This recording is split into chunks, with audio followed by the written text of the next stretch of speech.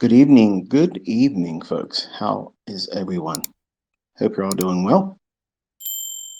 So, I just want to spend a couple minutes with you, and we won't be long tonight, I promise. I usually say that and we go for hours. I don't have it in the tank tonight.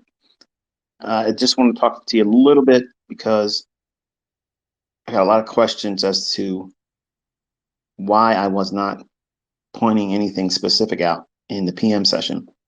Well, obviously, you can see by my recording, I was engaged and it was very focus demanding. So it was very hard for me to do more than one thing at a time and being able to type out a tweet and prepare a chart and add all that stuff while it's all moving around. I had to be dialed in. And it was a very complex model. Obviously, you can see that now. But none of you are at that level where you should be expecting to trade like that. And really, here's the main thing. You don't want to be trading in environments like that. Like it's very stressful, it's time demanding, it's exhausting, and there's other ways to trade on better days. And I'll talk a little bit about that tonight. That was really the main reason why I wanted to sit down because I'm going to be away from you all tomorrow morning. The the afternoon today was one of those days where unless you have a lot of experience and you know exactly what you're doing, it's next to impossible. Even if I was to sit there and tell you every individual level, the fact that it was going back and forth, chopping back and forth, deep retracements and such, it would have confused you. More people would have been upset and frustrated trying to track it and follow it than me just simply just executing, managing it, and annotating it as I go. The morning session, I think, was pretty nice. I mean, we had a pretty straightforward run to that 40-30 level we were looking for last week, and then I opened up our commentary on the weekend saying that was my next upside objective. And then the morning session was kind of sloppy, pre-market. I said, let's just wait and see what we get after the opening bell. And I gave this very specific candle to look for your fair value gap. And then obviously I executed on that as well. What I found interesting is, and you should be finding this is equally interesting, there are folks that are following me on Twitter that are actually taking the trades based on their understanding. And I did not get them in the trade. And to me, I think that's fascinating. I was sharing some of the videos that folks were putting up in my Twitter space. Oh, not my Twitter space, but my Twitter timeline, responding to the one I shared my execution with. And my sons were like, that's awesome. To be able to see some of you taking the initiative to record yourself doing it, and it's fun. Once you do it a few times and you get the feel for what it is you're doing, it's a great way to journal too. Like there's no better way than to have an actual movement of you in and out of the marketplace. That fluid entry management and exit, that is absolutely the highest form of journaling because you're actually doing the process. You're annotating the chart as it goes. You'll remember it. Like I remember every fluctuation today in ES in the morning session and the afternoon. And some of the questions were like, how did I know it was going to do certain things? And how did I know it wasn't going to do other things? Well, at the risk of sounding like,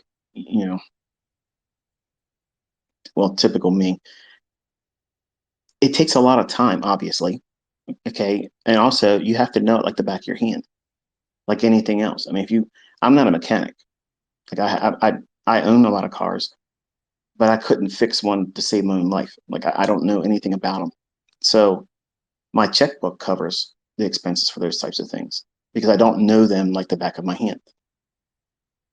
I spent my entire life doing this and developing algorithms and doing things that would bring more precise understanding, insight, execution. delivery. And, I'm pulling that veil back, letting you see what goes on. And I see these folks, and believe me, I'm not troubled by this, okay? But I'm fascinated still, even with this degree of showing you where it's going to go, telling you what candle to focus on, and it's live. Like, you can't do better than that. You can't cherry pick that, okay? But hey, I got a challenge for all of you out there that like to say these types of things, and any of you that don't really subscribe to the view that people that don't like what we're doing or whatever. I would like for you to set out a task for yourself to try to cherry pick and execute like you see me doing. You can use as many computer screens as you want, but do it like I'm doing it. I would love to see that. I absolutely would love to see it, but it has to be in live market data. It can't be in market replay, okay? Because I'm not doing market replay, as you can see. So, anyway, it's a challenge out there for the guys that like to talk all that shit. But I think that, you know,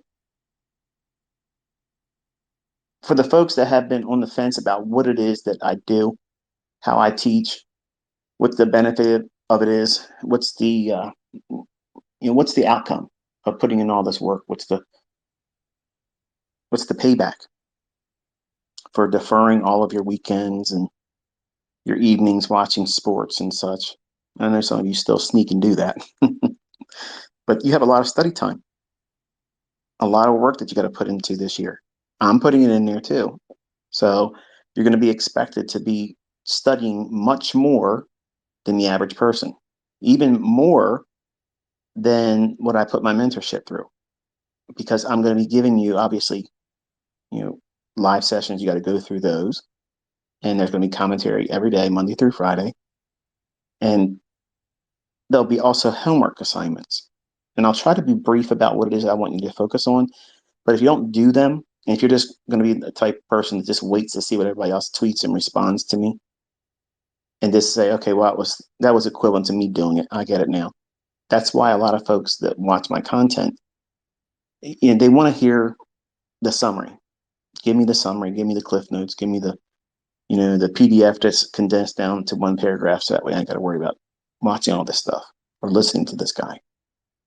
And what you see me doing in my executions and management and identifying what it is I'm expecting in the marketplace, typing it out in annotations, you'll never get that unless you listen to why I'm doing certain things when I don't like to see certain things, and market environments, certain market environments that are prone to produce conditions that are just, unfavorable, difficult even for me.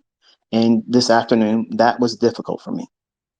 I mean, you might look at that and say, well, shit. I mean, you were all over that thing like white on rice. I was still telling my son that was walking up to me and wanted to ask me a question, said, not now. My wife came up to the office and she says, hey, and I said, not now. And of course, I'm dead now. I got to pay the price when I join her in the typical evening. You know what husband and wives do. I'm going to be punished. But I was trying to dial in, and I have to have an absolute 100% undivided attention when it's like that. And because it's very difficult for me to have that, being wired the way I am, I try to avoid those conditions, and to make it easy for me not to have to do a lot of those types of trading environments for teaching. I just teach my students to try to avoid those conditions. So one might look at that and say, well, that's a shortcut. It is. It saves me a lot of insanity, because I know, well, just look what I was doing. I could literally teach just the afternoon session I did today. I could spend the rest of this year teaching all of that, just that one session what I was doing. That's how deep this shit gets. Like, it's a lot. There's a lot of things that are going on, and you don't see that. You don't know what's going in my decision making, what processes I'm going through in my mind, all on a 1 minute chart. Still annotating, still keeping my train of thought about what it is I'm watching. So There's a lot of things going on. And there's no fucking way that I could be doing that with another screen, typing it in something else. I'm constantly doing that one screen on a market and to a level I've already called. And when I sent you the uh, tweet with the smiley face, we were getting our sell side liquidity pools tagged. And then right before I started this stream, or not stream, but this Twitter space, it hit the 3996.75 level. Cleared out that sell side liquidity and sent you a screenshot before I signed on to this. You have to be doing those types of things. In the early stages, you might think, well, big deal. He's bragging. I'm not bragging. I don't need to brag. I'm really good at this. I don't need to brag about it. I've lived it. What I'm teaching you to do is screenshot it like I'm showing you. So that way you can save these moments in your journal, because we've talked about very specific price levels. I'm not ambiguous. I'm not saying up and down. I'm taking your attention to right to a specific level, not a zone. Because if you don't understand what it's going to gravitate towards, you have no chance in being consistent. You'll be like the people out there on YouTube. They're starting their live streams at $4,800 and shitting themselves all day long, thinking they're smart. You can't do those types of things. You can't. You have to go in, look for specific things to repeat. How do you know that they're going to repeat? By screenshotting them. Screenshot them over and over and over again. And what it does is it gives you a snapshot of a memory that once you look at it again, and with annotations on it, saying, this is the sell side liquidity you're looking for, not just a blank chart at that level. Like, you have to dress the chart up. That way it records the moment of what it is that you were expecting to see in price. And that little tiny photograph is like, to me, they're in many ways, they're like pictures of my children. When I have my algorithm constantly giving me photo opportunities, I still do it. I may be out and about with my wife. I may be doing other things. If I see it on my phone, a screenshot it. Now, I know what I'm looking for, but you don't necessarily know what you're looking for because you're so new. So you want to spend time doing this a lot when price is going to go to our levels. When I'm specifically calling a level, I'm teaching you to predict a bias. Now, earlier today, when I sent out the tweet, I said, as long as we are beneath the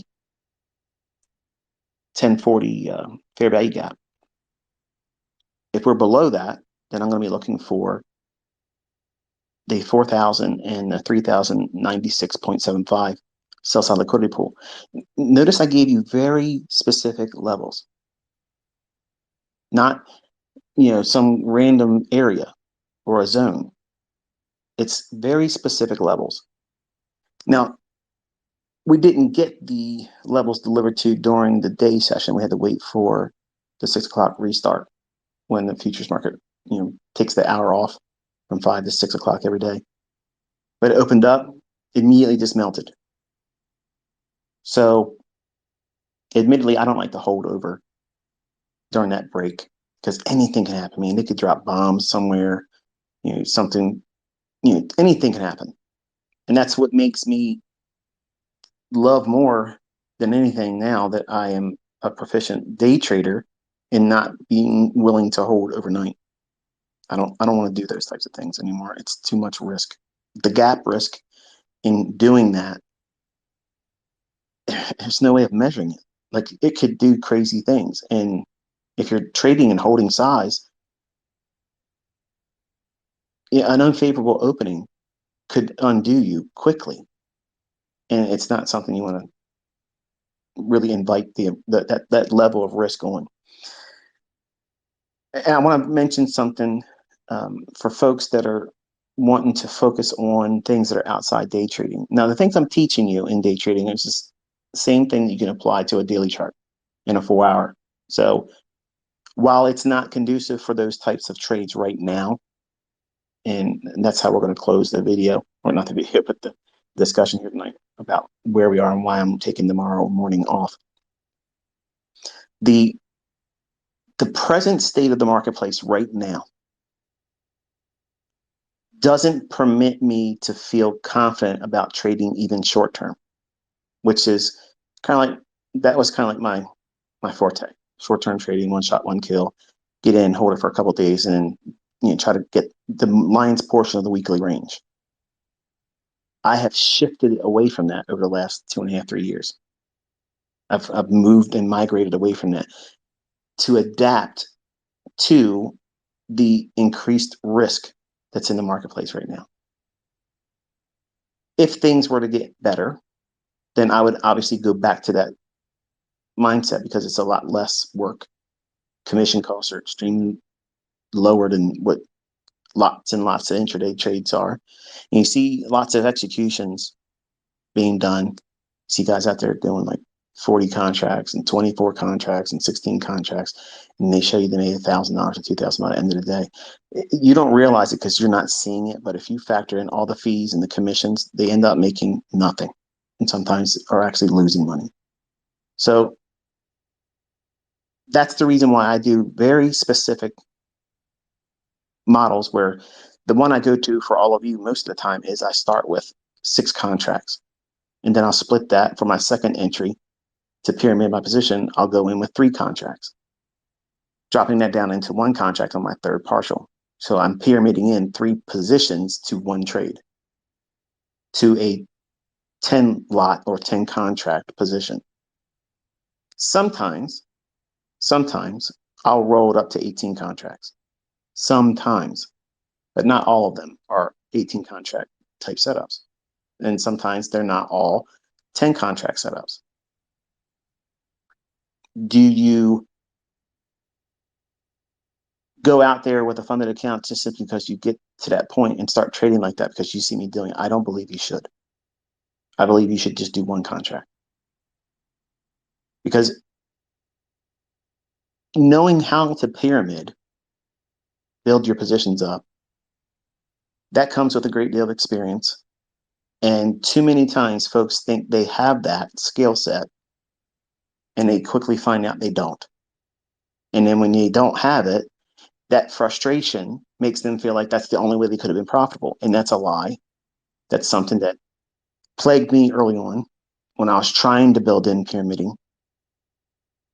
Back in the 90s when I was trying to do these things in bonds and S&P, it was scary for me to do it because I was doing it the opposite direction, or not direction, but I was going with 1 contract and doing 2 contracts on my second entry, and then 4 contracts on the next one, and then 8 contracts on the next one. See how fast you're building the position up?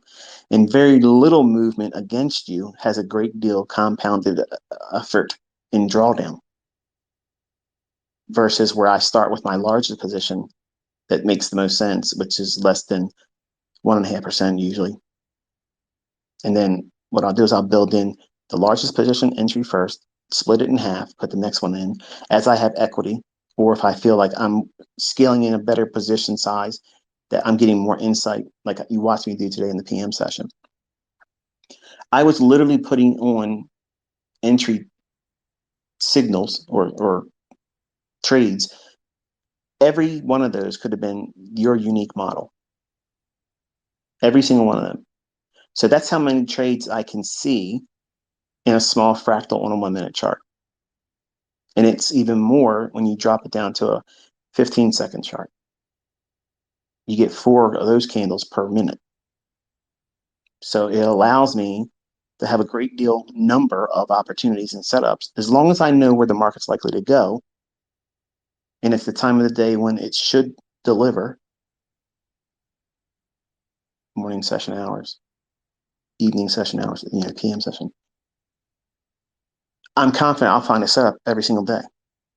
And you're being made privy to what it is I'm using as the draw, like the magnet on price, that idea of what makes price go where and why.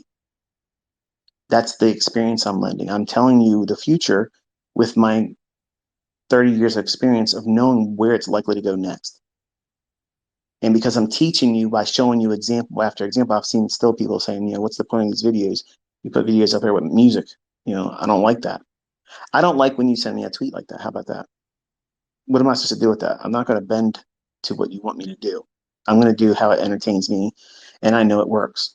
It may not fit you. Just turn the music off and just watch the chart and go into your own charts and annotate what you see me doing. Because if you just watch the videos, the little vignettes, the small little ones, 2 minutes or whatever on Twitter, and that's all you did, just watched it, you wasted your time. Because I'm showing you in a very small, encapsulated portion of time an entire thought process. And I'm showing you how I'm in alignment with the algorithm. I'm placing myself exactly in the marketplace when the algorithm is going to deliver price a specific way. And just having that recording saved on your phone or saved to your computer and saying, yeah, I got that saved. It's in the archive of ICT. That's waste. That's doing nobody any good.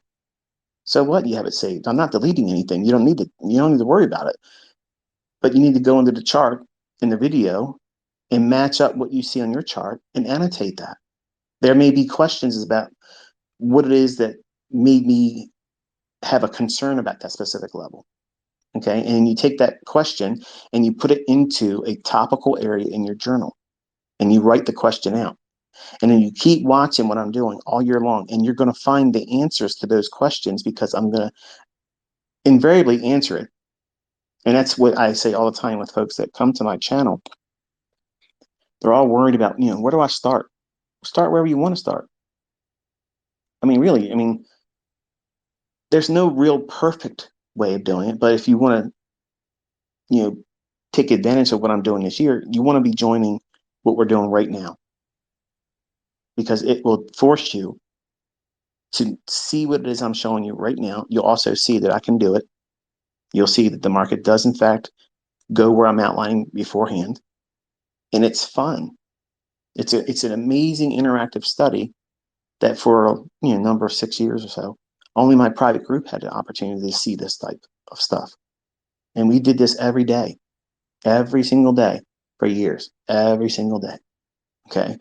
And you probably listened to people and heard people or seen things that were made up and photoshopped and contrived and or conjectures on people's or opinions for folks that were never with us in our community. Okay. I've opened up and now showed all of you, and you're getting to see it. So hopefully it encourages you. Hopefully it's not just a matter of, being viewed as me showing off, because I can show off. Believe me, this ain't showing off. I'm teaching you, and I'm giving you example after example every single day, every single week of these things repeating.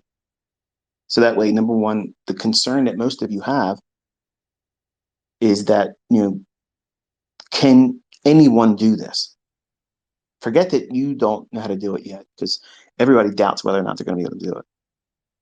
But the question is, do you have someone teaching you that can do it? Because if I can't do it, if I can't prove it, if I can't show you what it's likely to do, and I can't execute, and I can't manage a trade with a stop loss and build in a larger position, how many times have you seen me do it? It's the same thing every time. Precision, precision, precision. And it's going to levels I've outlined beforehand. So it's allowing you to take the fears and the anxiety that you have, which is reasonable. That's normal to have that in the beginning. Everyone has that. But I go out of my way to try to make it, well, encouraging. Because even though you know in your heart you can't do what I'm doing right now, you know that I can, so therefore I am an authority in this because I can show you and I can tell you beforehand what it's going to do. And because I'm doing it repeatedly every single week, that shows consistency, it shows continuity, and it shows prowess. So that way it dismisses and disarms, in my opinion, it should, the students that are guarded. They feel like, I don't want to do too much investment of my time and energy in this because this could be a scam. Oh shit. If you can't see this now being exactly what I've always said, Honestly, even the live streams aren't going to do it for you. It's not. And that's fine. If some of you don't want to learn this, that's fine. You don't have to. There's plenty of room for the folks that want to learn it. And it ain't going to diminish the effectiveness if you don't do. I'm going to still do it whether you like to do it or not. And I believe that if I had this coming up, like I would literally be walking around like bouncing, excited. Because when I was first learning, I didn't believe this type of precision, consistency, foresight, and understanding about what price is going to do. I didn't believe that was even possible. I thought it was just like, well, once in a while people get lucky. This ain't luck. This is technical science.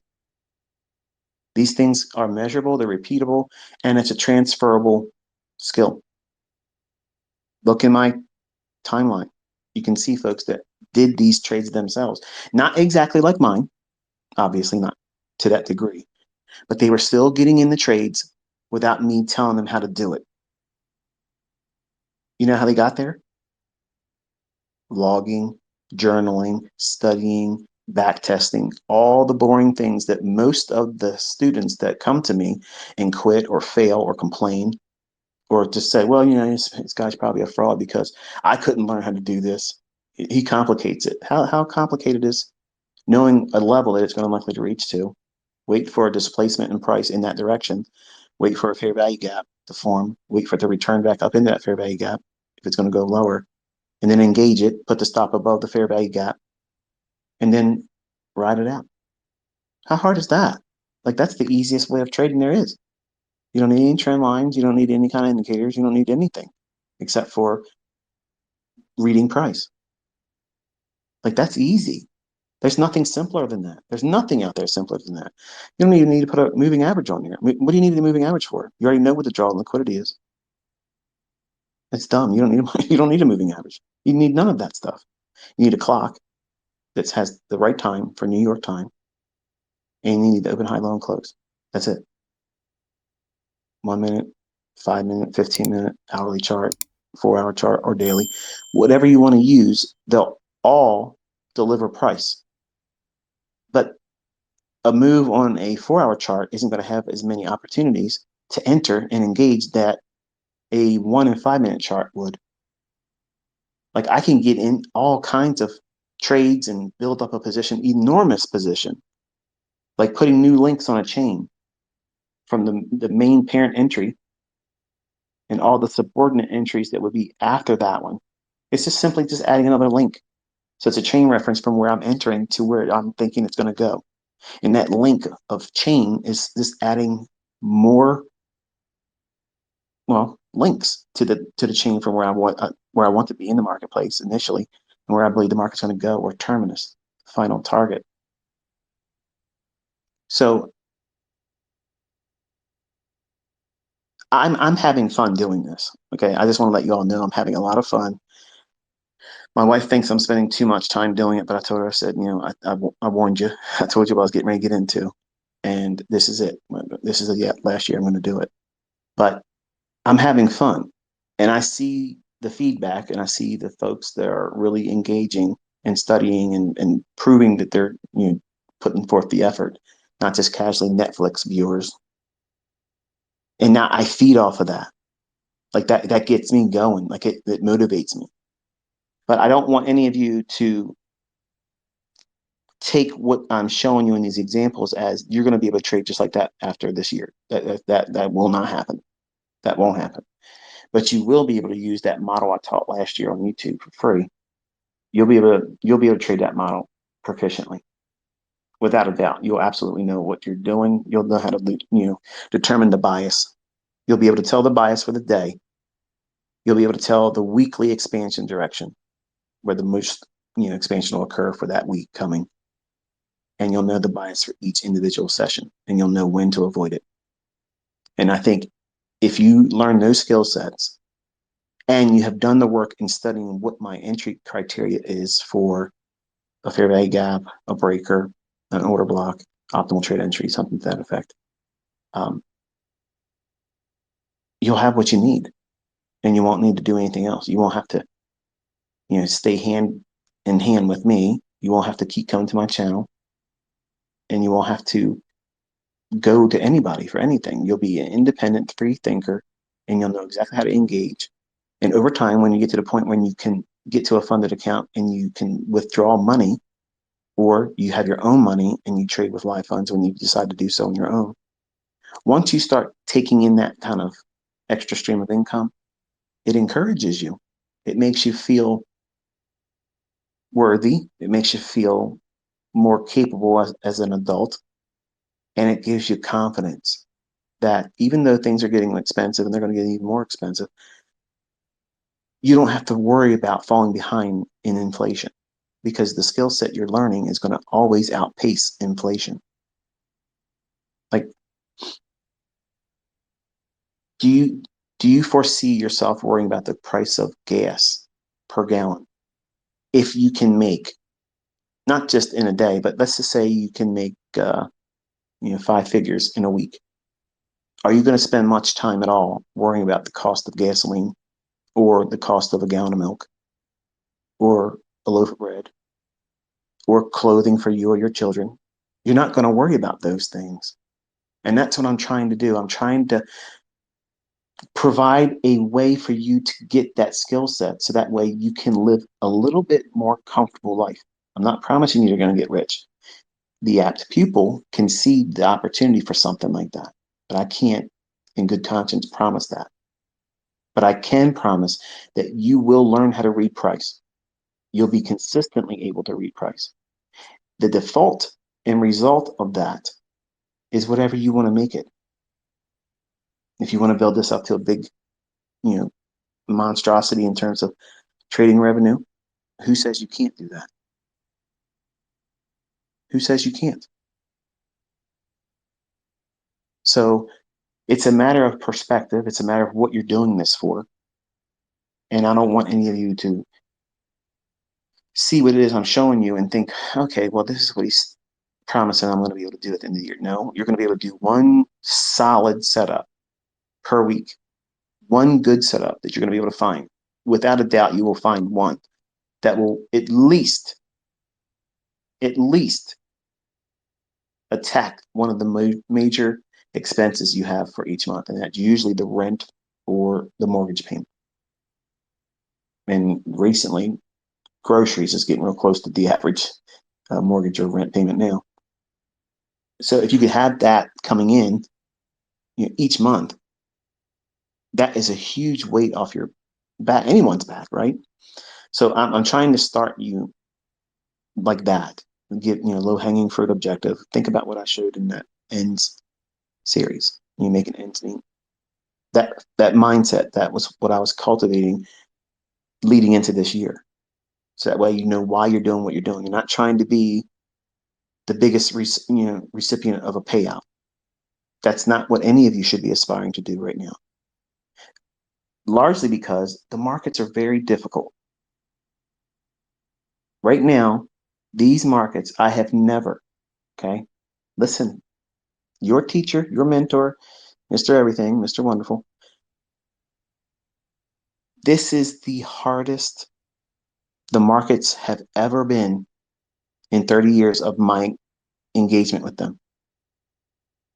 I've never had markets this choppy, this reluctant to move. It's spending a whole lot of time doing time distortion. You call it chop and consolidation, but it's entering longer phases of just meandering around. And you have to be very careful in these conditions, because even though there's a potential for the market to move, they can be delayed and the move take effect and do it in shorter time. But if you weren't on right then and there, you missed the entire thing. So it requires you to be, number one, patient. You need to be nimble, being able to get in and get out. And also, you have to have the skill set of knowing the condition that you're about to enter or that you maybe have just entered a trade and you realize once you get in, oh no, I'm in the mud. Like I'm stuck. Like it's molasses. It's real sticky. It won't let you move around. And as soon as you identify that, as a new student, the best thing you can do is just collapse the trade and just view it as you protected yourself. It's like playing cards or poker. You got a hand. The chances of you winning with that hand is probably very slim. So, are you going to bet more money? Some people do. They try to bluff.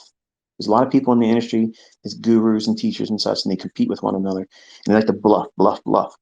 Um, you don't want to bluff, or try to dare the market, to arm wrestle you, and by you putting more money into the marketplace or opening your stop loss or removing your stop loss, that would be foolish.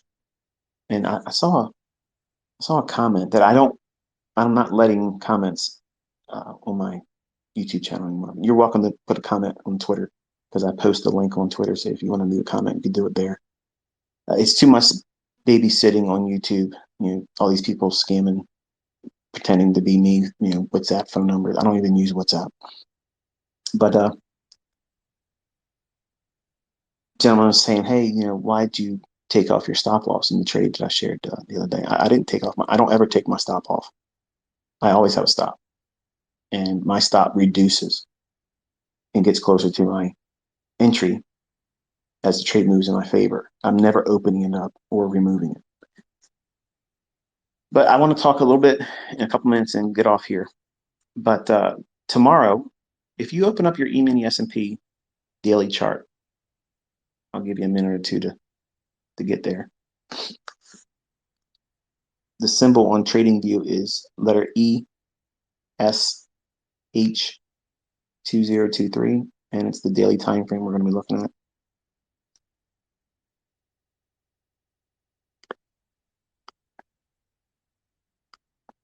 All right, so if you look at what we've done thus far for today, we started trading for Wednesday already at 6 o'clock. We started trading, so it's been trading for like 2 hours. Yesterday, which is technically still today for me, Tuesday's trading on January 17th, it created a higher high, and we traded up into December 14th's closing price on TradingView. Okay. Look at the candlestick for January 13th and January 12th.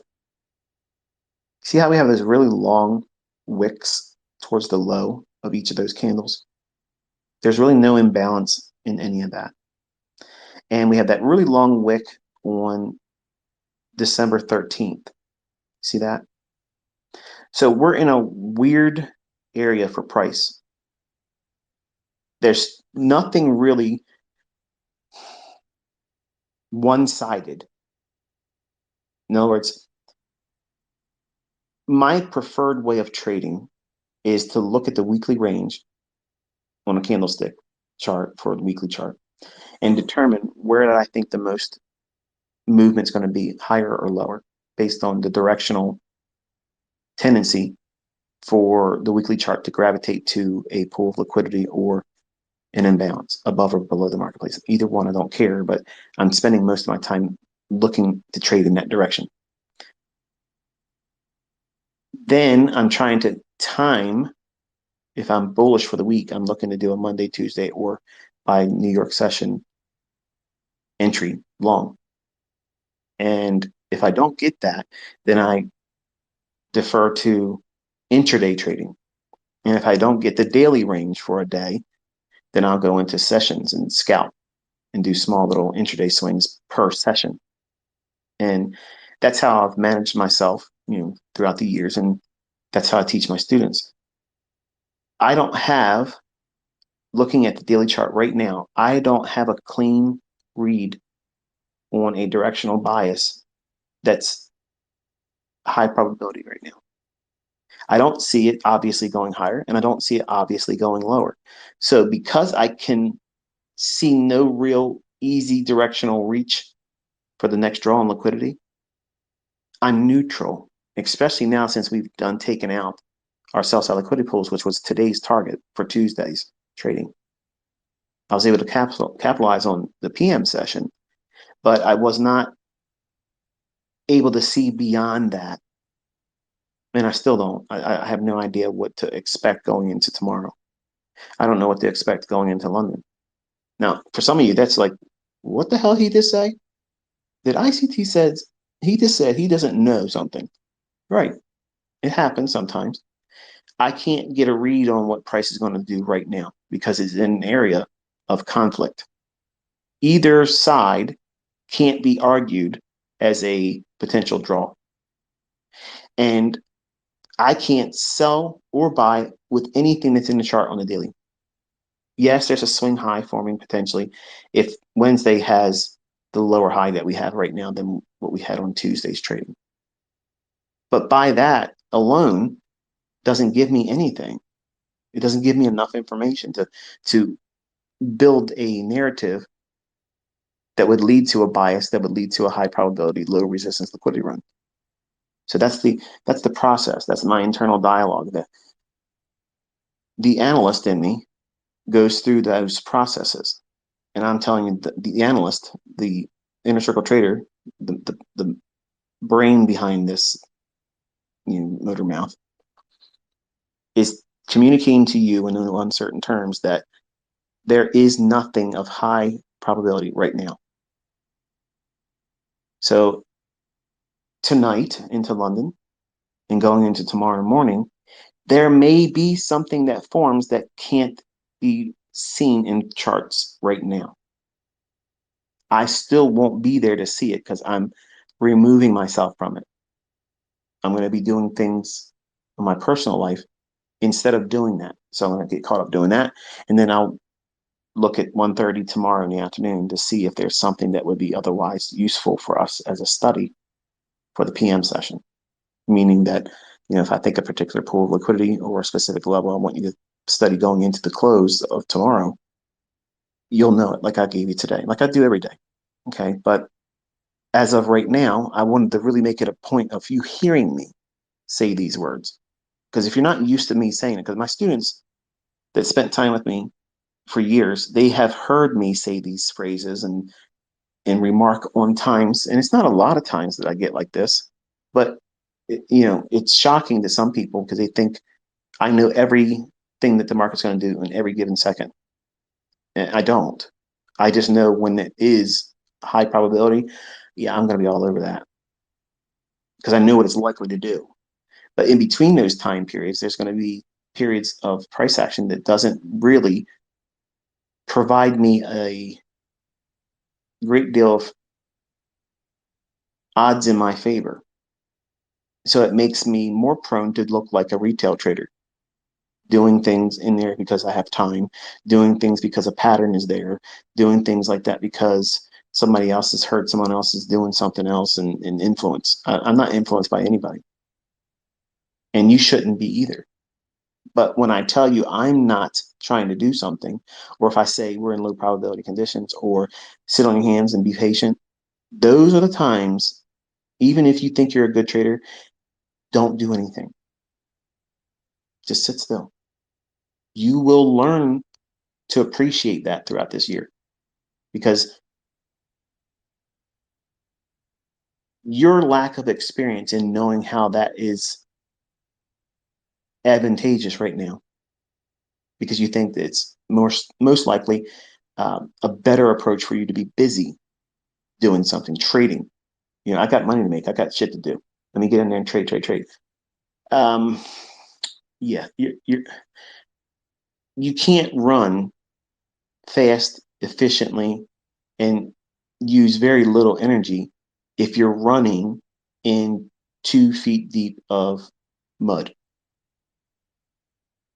It's a slow, arduous task just to get your foot up out of the mud. And then your footing is going to be off because you may even lose your balance once you get the foot out of the mud. That's what it feels like, even for me, if I'm in those kind of conditions trading.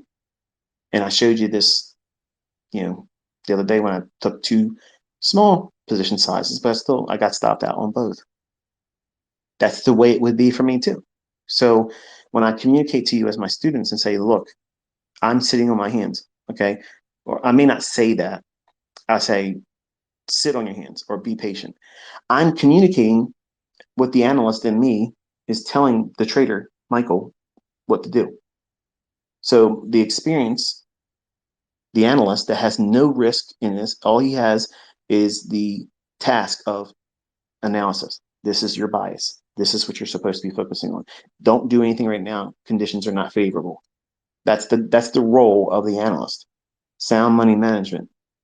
And then me, Michael, the trader, has to listen to ICT, the analyst. And I have to submit to that sound logic and that experience that guided me this far. And you see the fruits of it in my executions and my teachings and analysis. But Ratchet ICT, the one that usually manifests himself here on Twitter Spaces, the foul mouth one, okay, my alter ego, that guy wants to impress everybody. Like he wants to get out there and, do WWE style mentorship. And some of you like that. I don't, but I use it as therapy. Sometimes it allows me to get things off my chest. And once I let go of it, then I can go about my business with my family and I won't be so high strung or wound up. I don't feel I need, obviously you can hear tonight, like I'm not all that animated tonight. I'm fatigued for most part. I'm tired. I've been going for like 3 days pretty solid and I'm tired. So I haven't had the opportunity to get all wound up. And honestly, the last 2 days have been just wonderful in terms of being able to teach and show you, execute, show my sons. It's just been a really nice week so far. And last week was awesome too. But I don't see anything for me to lead you to study intently into London or tomorrow morning. I am aware that something might form and it might be an amazing trading morning or overnight it might do something amazing. I don't see it right now. So therefore, I would not look at this condition right now that we have in the daily chart where it's just simply not, there's nothing there. There's nothing there for me to say, oh, it's going to go to this daily high or this daily low. The only imbalance is if you look on the daily chart on January 11th, Wednesday, that big up candle. If you look at the candle to the right of it on Thursday, January 12th, that candle's low. And on the candle of January 10th, that candle's high. There's a small little fair value gap there. If we were to drop down, and that's a considerable drop, that would be an area for me to watch because also about midpoint of that wick on the 9th of January. Notice that hit halfway between the high and the open of January 9th's candle on the daily chart of ESH2023. Halfway, between that wick's high and the open price of that candle on the 9th is essentially the high of January 10th. So there's two factors right there. Should this thing start going down, I like that level as a draw on liquidity. I'm not, this is the main takeaway here, I'm not suggesting that's what's going to occur. I don't know. Right now, I don't have a clear understanding of where it will likely go. And if you go to the upside, if you consider just yesterday, or for me, Tuesday, the high, it could run through Tuesday's high, but look to the left over in the 15th of December, the 14th, the 13th. Like there's a whole lot of wick action there. So these are those instances, and you're going to hear me say this throughout the year. My mentorship students that have been with me for years, they know what I mean by this. But when I get in situations like this where I don't want to say, here's plan A, here's plan B, and then whatever happens, I can come back and say, see, I was smart. That's what Twitter people do. They have two outcomes. They do a squiggly line up or they do a squiggly line down. And when one of them pans out, their followers cheer them on, worship them, lift them up on a pedestal and say, you're the GOAT. And that drives me nuts because that was nothing. Anybody can do that. So while at the moment right now, I have that scenario, and if I was a retail guru, I would give you the squiggly line that says it would go up to this level or it would go down to that level, and then wait and see what happens. And then there it is. And you all would say the stuff that I don't like to see. But what I do with my students is I'll say, these are the problem areas I have right now because I can't, as a analyst, settle in on one side of the marketplace and go with a bias that's bullish or bearish. And because I can't do that, I can't frame a narrative.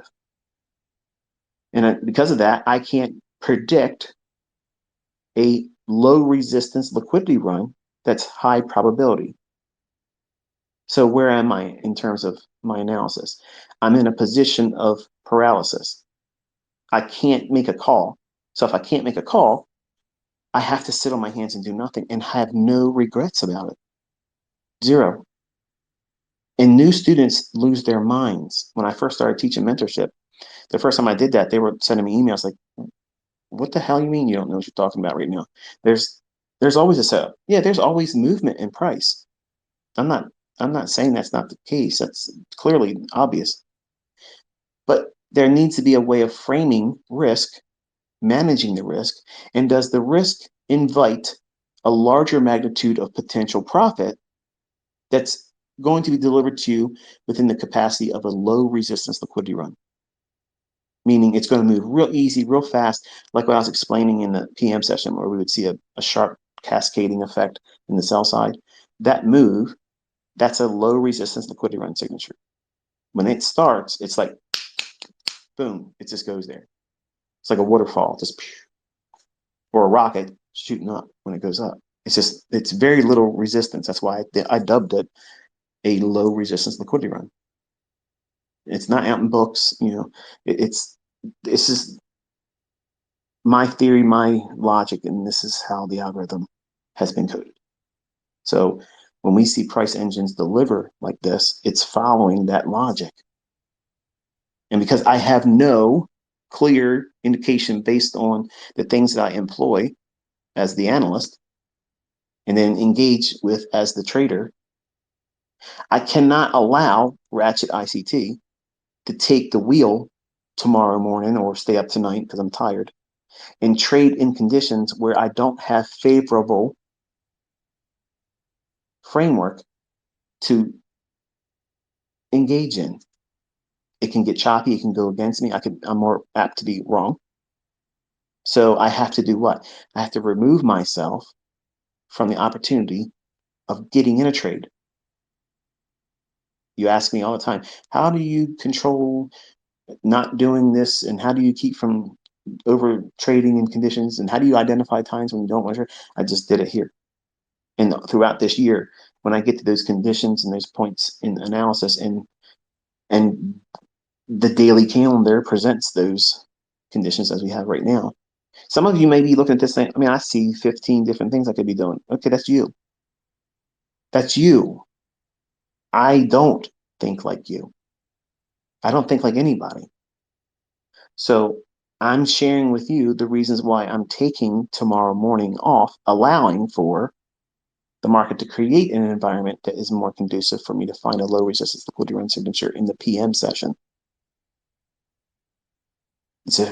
It's a monumental moment in your career when you get to the point when you can identify that and have no fear of missing anything, no regret if it does move and you weren't there. Who cares? When you know how to trade, trades will be made available to you. But I can't get a one-sidedness to the marketplace. Then I have to do what I'm going to tell you now. I tell my students, I say, okay, gun to my head, this is what I would favor over the opposing side. Both of them being equal in terms of the lack of probability being on its side, being 50-50, in other words. Okay. Um, I don't like conditions like that. Like it needs to be so overwhelmingly obvious because if it's obvious and I have more signatures pointing to the market moving one direction, and it's very next to impossible to frame it in an opposing direction, that is my definition of a high probability trade. And in those high probability trade conditions, low resistance liquidity run signatures will form. The quick, easy, real fast runs to targets, that's what you're looking for as a trader. But you can't appreciate that until you see me showing you example after example after example, which is the reason why I do that. I do those little videos like that. I don't need to do those videos. I enjoy them. I could just make them and have no annotations and just trade. And I would entertain myself, but you would get nothing from it. I annotate them so that way you can go into your charts and dig into those areas on even a smaller time frame, or go up to a higher time frame and see what those levels provided in terms of the things I teach. So when I say gun to my head in this situation, I would favor the market trading down into half of the wick on the 13th of January, Friday 13th. So on your daily chart, you should take your Fibonacci. I'm going to do this now so that way you can make sure you're doing it right. Grab your Fibonacci and click it on the low of January 13th, that daily candle, and drag it up to the opening of the candle and drop your Fibonacci there. You should arrive at a price of 3,982.50. 3982.50. Okay. I would favor that level as something to watch going into tonight and into tomorrow, because that's my gun to head, idea.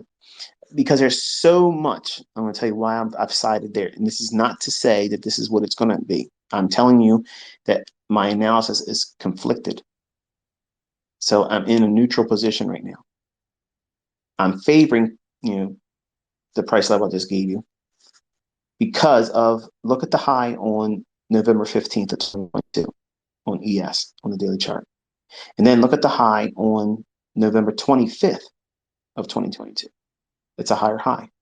Then we had another higher high on the 1st of December of 2022. Then we had the higher high on that big long wick on December 13th of 2022. So how many times have we reached up into a premium, and each time taking out sell side liquidity? Well, if you count the high on November 15th of 2022, then that high being reached on the 25th of November, that's one time buy side was taken out. And then the same thing occurs with a higher high forming on the 1st of December. And then that high was taken out on the 13th of December. So we have seen 1, 2, 3, 4 times the market reach up, and it has been unable to sustain those levels. And then now when it dropped down, the only thing it took out in terms of sell side liquidity were the relative equal lows formed on November 17th of 2022 and the low of December 7th of 2022. So there's relative equal lows that was breached on the 15th of December of 2022. All of this is on the daily chart of ES. Okay. So we've gone down to a low of December 22nd, but we didn't even sweep out the low of November 3rd of 2022. Not that I think that's where it's going, but we've already tried to go higher, and we're stalling out in an area after hitting the closing price of December 14th, as I mentioned, which is the reason why I liked the, where's it here? 40-30 level. Okay, the 40-30.75 was the actual level, but to save typing and make it easy for everybody to follow along, I just gave you 40-30. But it was framed on the 14th of December of 2022, that closing price. So if you drag a line on that to the right, you'll see that's what we dug up into on Tuesday's trading. And then it was unable to do what? Press higher. And it wilted and went to our sell side that I outlined today. So because of that, I'm thinking that, we got to start looking for inefficiencies because there's no stops except for the daily lows, referencing the daily chart. So if you look at the January 13th candle, the middle point of the wick, you want to note that, and you want to use the low of January 13th.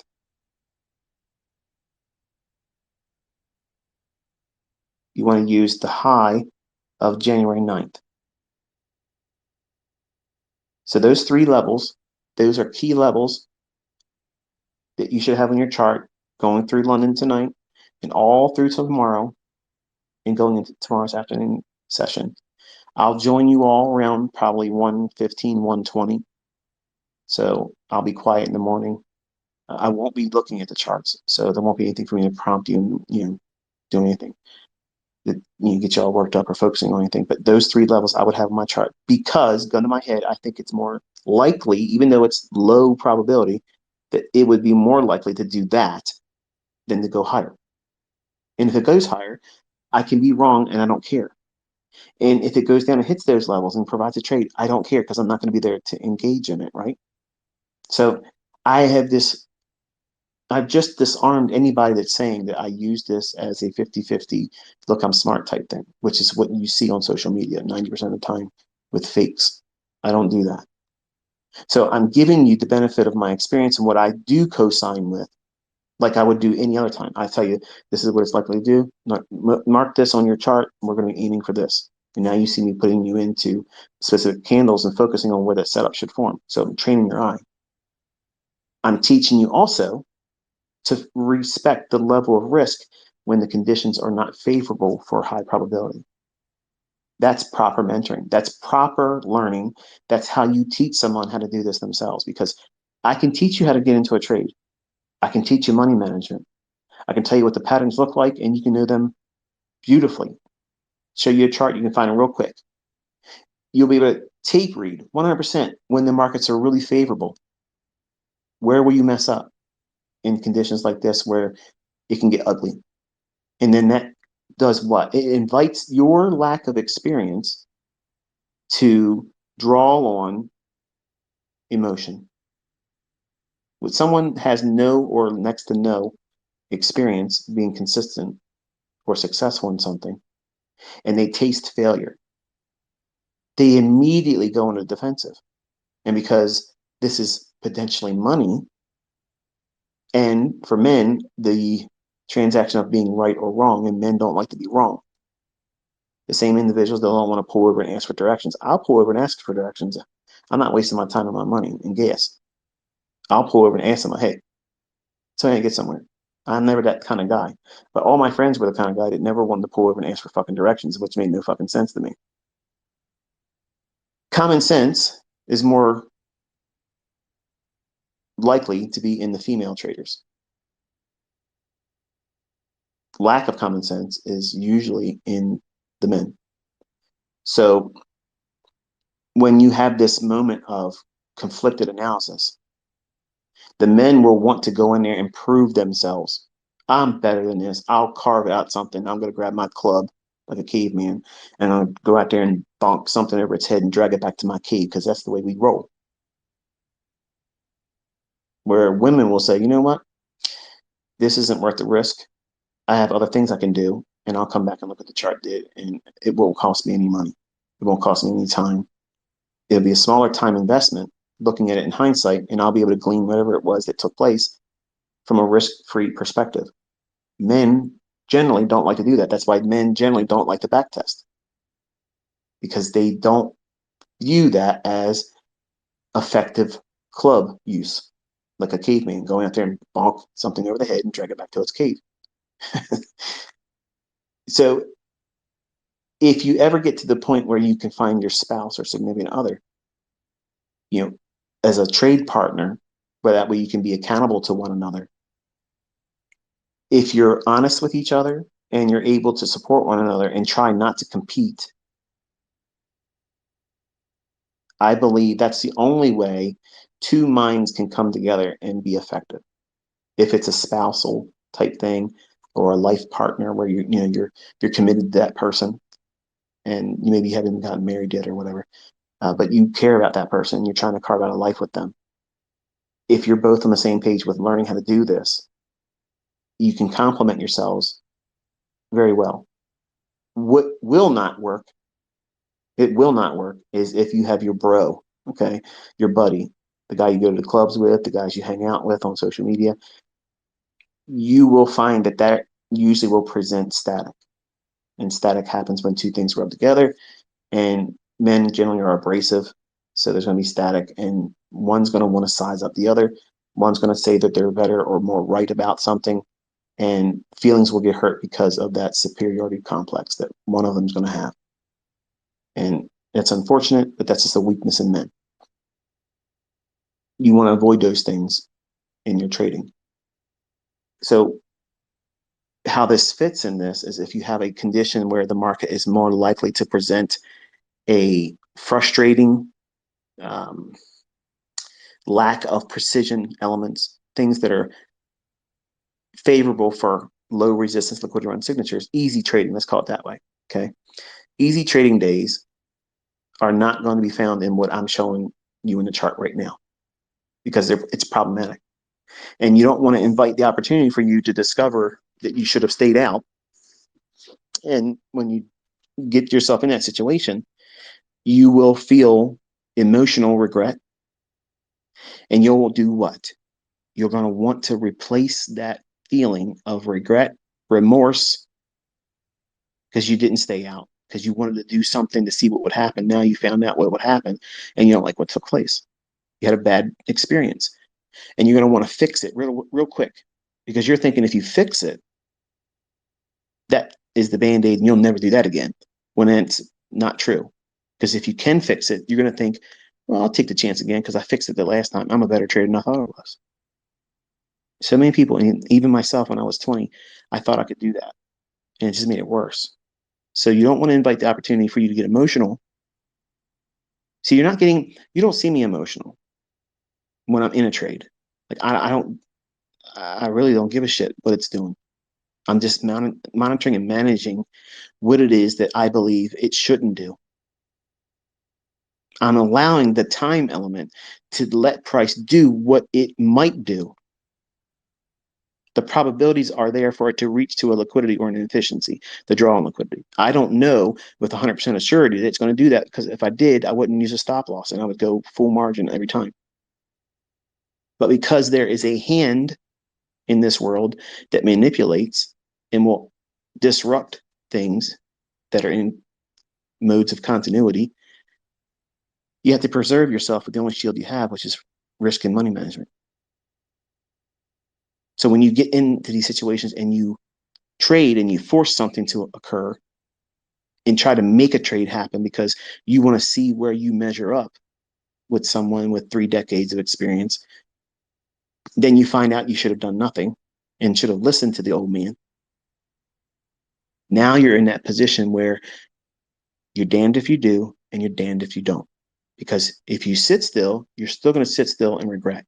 But if you sit still for a long enough time, you're going to try to fix the problem that you created for yourself and trade again in conditions that's most likely not going to favor you being profitable or overcoming the drawdown.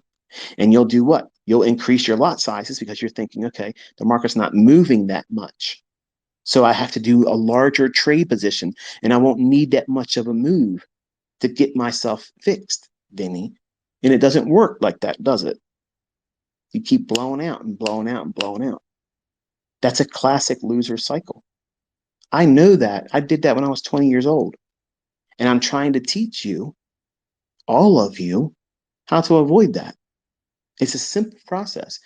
If you can recognize and identify the moment where things are highly unlikely, you stop. And that means you put the pause button on trading even when you're in drawdown. Remove yourself from risk, come back another day. You have to do that. Because if you don't do it, your broker's not going to do it for you. I can't do it for you. And your spouse or your partner, they're likely not to be able to do it either. So you want to make sure that you're not inviting yourself into conditions that's going to cause you to be emotional, erratic in your decision making, gamblers. You don't want the gambler driving the car. The gambler's going to say how many times he can go over the yellow line and still not get in an accident. He wants to see how fast he can go before he gets a speeding ticket. He wants to see how many drinks he can drink before he crashes. That's the risk taker that you don't want running your business. The trader that defends the business from the gambler in you and listens to the wisdom and guidance of the analyst in you, that's who you are most times as a trader. You're always fighting to keep that balance point between not wanting to be the gambler, the reckless individual, the risk taker, the over leveraging, the more frequent trader than he should have been, and listening to the sound logic that comes from the analyst, the model. Once you know your model, that's the analyst in you. You refer back to, okay, what would the analyst have me do? Well, what's your model say? What's the rules? Don't trade in these conditions. Okay, I'm not trading. I'm not trading. But the gambler says, but listen, look at this. No, you turn the charts off and you go do something else. You deny the gambler any opportunity to start the car because the gambler's drunk. They're drunk on chasing a clout, attention, a feel good, a dopamine hit of being right. The gambler exists to be right. The trader doesn't need to be right. The trader is just focusing on profitability and managing risk. The analyst is just following rules. It's completely devoid of any emotion. It's not trying to prove anything. It has nothing to prove. It's in no competition. It doesn't care, ultimately, who's doing the executions or lack thereof. It's the logic, the model itself.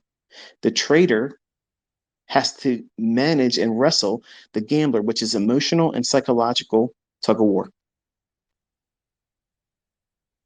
You're made up of three people: an analyst, your model. If you don't have a model, then there's no analyst. If there's no analyst, what are you? A trader that gambles. And you wonder why you're struggling. You wonder why you're losing on live streams. You're letting the gambler compensate for image. You want image to build you up, Vinny. Stop trying to impress everybody. Just simply follow sound logic. And when it ain't right, just stop. You'll do far much more damage if you continuously trade like that versus just using sound logic, saying, okay, I keep doing the same things over and over and over again, and I keep losing. And then you're compounding that pain and frustration if you do it in front of the world. That embarrassment, that shame, that regret, that will fester. And none of that improves a trader. It causes more toxic thinking, and toxic thinking creates an opportunity to do what? More arm wrestling, more Olympic feats. And you're making trading harder than it has to be by inviting those very conditions. And you're doing it in conditions in the marketplace that are not highly favorable for really fast, easy runs. It's choppy right now. And an experienced trader that's been around profitably knows that. Someone that is hit and miss success doesn't see it, doesn't recognize it, can't even understand what's going on until afterwards, and then regret, remorse, emotional damage.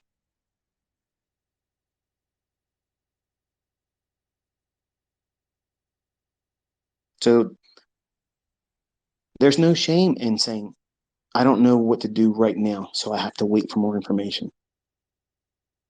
Think about it. I told you before, this is war. When you turn those charts on, You're ready to do battle. If you don't look at it like that, because it's not a video game. It's not. It is your livelihood and other people's livelihood. That's not a fucking video game. Okay. You can lose your entire financial condition if you let yourself get reckless. You have to be sober in your decision making, why you're doing something, why you're not doing something. And if the market is highly unfavorable, and I have no shame telling you, I'm I believe I'm pretty good. And I don't feel any anxiety saying right now I don't know what to do next. So therefore I'm going to sit still. You never hear these other people out there that are claiming to be smart or teachers or mentors or gurus or whatever. You never hear them articulate why they don't know how to find something next. They are constantly trying to put something in front of someone saying, here's the next move. There's never a time when they have a lack of a opinion or analysis. They always have something they're trying to do. When someone that knows how to trade, has traded profitably, and has been consistently doing it for decades or a number of years, they're not going to talk like that. They're not going to try to communicate to the masses that they can always go in and do something all the time. That's the problem with social media. It makes you think that's the best thing for you to be doing for your audience or your student base or whatever. The gambler's running the show. You don't want that. You want the trader running the show. And the trader has the responsibility of running the business, where the gambler is just wanting to test drive daddy's new sports car when he's outside the house. The analyst, it's just the logic. The, the trader respects the wisdom that comes from the analyst or the model. The gambler doesn't respect it. The gambler thinks that they can operate outside the parameters that the model or the analyst would place on the trading business that you're running and feel like they can get away with it. And what happens if it's right? They can make a whole lot more money if you just break the rules and over leverage and buy more contracts or sell more contracts. And I have a couple more minutes left in the day. Let me just go one more time. That's a characteristic of someone that's not consistently profitable. I have seen that so many times over the last 26 years, teaching folks that have that same hallmark example of lack of self-control. And that is a hard, I can't teach it. That's something you have to forge that on your own. And the only way I've ever seen it happen was pain and loss. And usually people with substance abuse problems are so numbed by either alcohol, drugs, they can't see what they're doing to themselves. And in their trading, they self-destruct continuously and they mask it. They hide it and they put band-aids and masks on so that way they can't ever really see it. And they hide it from anyone else. But you can't hide it from someone that can see what it is. I've seen it. Lots of individuals out there in social media, whether they're on YouTube or Twitter or Instagram, whatever it is, Facebook, those characteristics shine through any mask. Any attempt to hide it is not successful. You won't be successful in hiding it either. So why invite those opportunities? In short and in closing, we really are closing. When times are like this, when I'm telling you from the analyst perspective, there's no high probability. But if I say I have to decide something for you to study, don't take that as an invitation to say, okay, ICT just gave me the code word, we're going short. That's not what I said. I'm saying just study it, but don't have any interest in pushing a button, because I'm not going to be pushing a button. I'm not going to come back to you during the London session. I'm not going to come to you in the morning and say, hey, you need a dose and show you what I did. I'm going to be physically away from the charts. That's how I manage myself. That's what I needed to learn when I was 20 years old, because I felt like I was better than I was when I wasn't really good yet. I wouldn't be able to admit that back then. But knowing what I know now and who I am and what my skill set is now, I didn't know anything when I was 20. Even when I started making money, I didn't know shit. So it's imperative that you identify these times. And if I'm telling you I don't have a high probability condition right now, use that, adopt that as your experience right now, and just submit to that. I promise you, if you do this year, the times that I do it, and I'm going to explain why, and hopefully I've communicated it clear enough tonight as to why the chart's not communicating it to me in terms of a very high probability condition. So since it's doing that and it's removing the opportunity for high probability, then I have to communicate that to you as a student. Otherwise, I'm not a good mentor. I'm inviting you to make your own decisions in quicksand. And what's going to happen is you're going to fall into that quicksand tonight or tomorrow, and you're going to get yourself stuck. And then what are you going to do? You're going to panic and you're going to start moving around a lot more. And in quicksand, the more you move around, the faster you sink. So I'm telling you, don't go near the sand. Do something else. I promise you the market will be there tomorrow afternoon. It'll be there on Thursday. It'll be there Friday. There's plenty of opportunities. Plenty. But you have to learn this skill set, because this is this one right here starts the whole drawdown blown account, because you're forcing something in conditions that are not conducive for high probability. So hopefully this was insightful to you. Hopefully I was able to communicate something that was beneficial to you and your development. I promise you that a lecture like this doesn't have the same impact on a new student than that of someone that has gone through it and they can recognize, I wish I would have heard that when I first started. But it's unfortunate when people are new, they don't appreciate these types of lectures or discussions because they don't have any frame of reference. They don't know. And they think they're going to be the exception. And as good as I am today, yes, I thought I was the exception when I was 20, and I was not the exception. I was the poster child for failing. Okay. I blew account and blew account and blew account, and I didn't care about it. I didn't feel enough pain by blowing the accounts when I was 20. I had to go through a series of those things until I got to the point where I was so frustrated, I had to take away every part of trading for a while. And for like 4 or 5, maybe even 6 months almost, I didn't do anything with it. I contemplated quitting. At the time, I called it quitting, but I was just stopping until I figured out a way that I can raise more money to fund another account. So I really wasn't quitting. I was just frustrated because I didn't have a way of making more money to get the money into an account again. So anyway, I've droned on enough. I've communicated what I wanted to communicate tonight. And I want you to know that I'm doing my best to guide you like I would have been wanting someone to guide me. I know what I wanted to have back then, and I know what would have benefited me the most from a mentor. And I'm talking to myself in this discussion. I'm not thinking of my children. I'm not thinking of anyone particular here, but I'm referring to my younger self as I've talked to you tonight. And if I could go back in time and talk to myself, these are the types of lessons, and grabbing by the lapel and shake Michael and say, look, this is where you're going to blow your account. This is what you're going to not see. You're not going to recognize it. And when you get in there and you do something, you're going to get a case of the ass and get mad and try to fix it real fast. And that's going to compound the problem. And then you're going to start hemorrhaging money. And you're not going to realize what you're doing is stupid.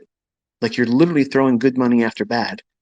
And even though that it's commendable that you don't fear it, it's lunacy that you don't. because it's irresponsibility. It's lack of discipline, it's lack of control. And you need to be able to wrangle yourself in and say, okay, stop, stop. There's other days where this could be made back rather easy. You don't want to dig yourself into a pit that you can't come back out of. You don't want to bring emotional damage to your decision making because you're going to be thinking about what you did wrong. You dusted another profitable day. You dusted another account. You dusted a whole month or a week's worth of progress doing something that you should have known better not to do. And it all starts on these environments right here, right now. In trading competitions, in contests, and social media arm wrestling matches all over the world right now, people are trying, some of them are in secret, working their ass off, and they're going to try to pop out later on. I know. But you're all trying to work too hard in conditions that are not favorable. And when they loosen up and the market becomes more favorable, I will be doing stunning shit in the marketplace. I'm going to show you moves you've never seen before. I'm going to show you equity returns that you've never seen before. But you can't do that in this type of environment. It's stagnant. It's choppy. It's not moving, which is what you need when you really want to parlay accounts out. Now you're looking at me doing this and thinking, man, I could just do that. This is nothing. This is nothing. This is me working inside small ranges and building what I can within what the market's giving me. When these ranges start opening up and they're large, I'm going to be in there taking 85, 90% of the daily range. We won't be doing no 20 handle moves. We're going to be doing there several hundred moves because they're coming. We'll have them and I'll be in them, riding the whole fucking thing from beginning to end, pyramiding and pyramiding and pyramiding and pyramiding. And there ain't going to be a person on any social media venue going to come close to what I'm doing this year. So on that note, until next time, be safe.